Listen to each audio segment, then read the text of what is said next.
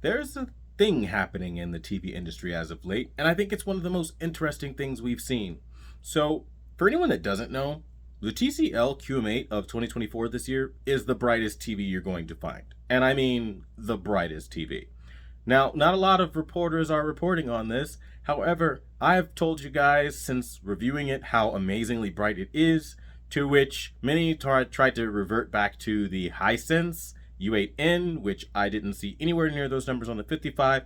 Yes, I heard the 65 is supposedly different, but you guys get the idea. It is not an argument, though, worth having when you look at the TCL QM8 and its masterfully, beautifully bright levels for a global screen. Now, it doesn't intelligently map the highlights where it needs to, as I mentioned, but when I say something interesting has happened, Rtings.com found the exact same thing and reported on the same thing. This is the brightest mini LED TV, and I do not know why people are not mentioning that more. It feels more like they're trying to sell other things just for the sake of selling them versus telling you when something is actually genuinely good. Now, I understand that a lot of people might have their preferences, and preferences are fine, but again, it gets to the point where it's like when you have a master TV calibrator who has gone in and shown you time and time again a certain result and put it out first, you kind of have to run with that if you have it in real time. Enter the most unique thing about my tests, they're all in real time so that you can see it for yourself and decide how truthful it is because you're watching it live. And there's nothing more powerful than watching something live because at least you get to see it versus hear about it and then somebody publish it later in an article or on a website.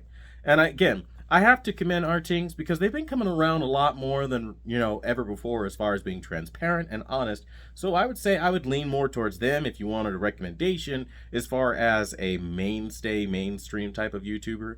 But that being said, sorry to say, nobody comes close to the transparency and honesty I provide because I do all my shit live. And I think it's really annoying for me to watch every single fan of a different brand jump up and down and say, Bravia 9, LG, Samsung. It's like, can we take a minute to acknowledge that those brands do not have the brightest mini LED TV? And while Hisense might have numbers that are similar to what we have on TCL, TCL is rocking over 3,900 nits. I tested it live in real time. Hisense didn't have anything like that. Now, some will argue the 55 and 65 are different, which is fantastic. However, there are probably three things I'd like to bring up to your attention. First, nowhere did they say it'd be up to 1,500 nits when they were selling you on the 3,000 nit capability of the U8N model. That's something they put in there as an after kind of type deal because they wanted for the first time ever to kind of class gate the Hisense line of televisions, which I personally think is a very bad decision because Hisense has always been known for being the TV that you get when you're trying to ball on a budget. And now they're saying, well, if you want to have a certain level of picture quality, now you need to pay us more money.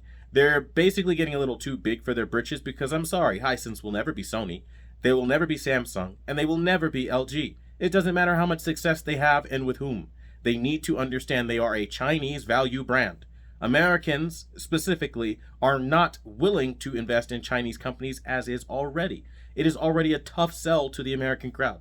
And you make it even harder on yourself when you do shit like this, where your models aren't the same across regions, and now it's just not the same across models. You're really narrowing the amount of people that will pick up your product, and I think if Hisense has a brain, they'll listen to a video like this and pull their head out of their asses and not let their success cloud their judgment and do the right thing for their brand in the future. Because other brands have no problem offering the same thing across the line. And TCL is a clear example of this. They aren't sitting here shitting on you, telling you you don't get the 3,000 nits, which is the biggest thing that people wanted a TCL QM8 for. They're not saying the 65 only goes up to 1,500 nits. That'd be stupid. That's shooting yourself in the foot, and that's what Hisense did. Now, let's talk on Hisense for a second. If we were to give Hisense, let's say, a second chance, it'd be kind of pointless because motion processing this year has not improved. And that's not going to change just simply because I decide to do something else, which would probably be, buying the 65-inch version just to see the same bad motion processing and posterization. People swear up and down every time there are certain differences. Yes, black levels may be better and it may be brighter, but we will run into some other issues somewhere else, which, again, I'm not interested in doing. Now, that being said, I'll be testing the Bravia 9. That's the next TV in for review so we can see if its claims of being brighter are better. Although I doubt that it'll be able to beat what TCL is doing, but we will see. That being said, though, can we appreciate that if you don't have millionaire money or somebody who has $32.99 plus tax to toss away on a TV, you can get the brightest TV on the market right now with the TCL QM8. QM851 is what they call it, or QM851G. I'm just going to say this right now.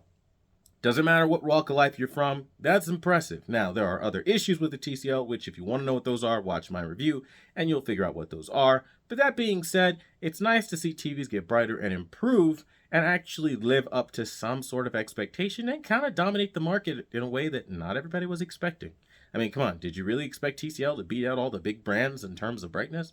I certainly didn't, but if you did, let me know why in the comments down below. Thanks so much for watching the #1 brand in honesty, and until the next video, I'll see you guys later.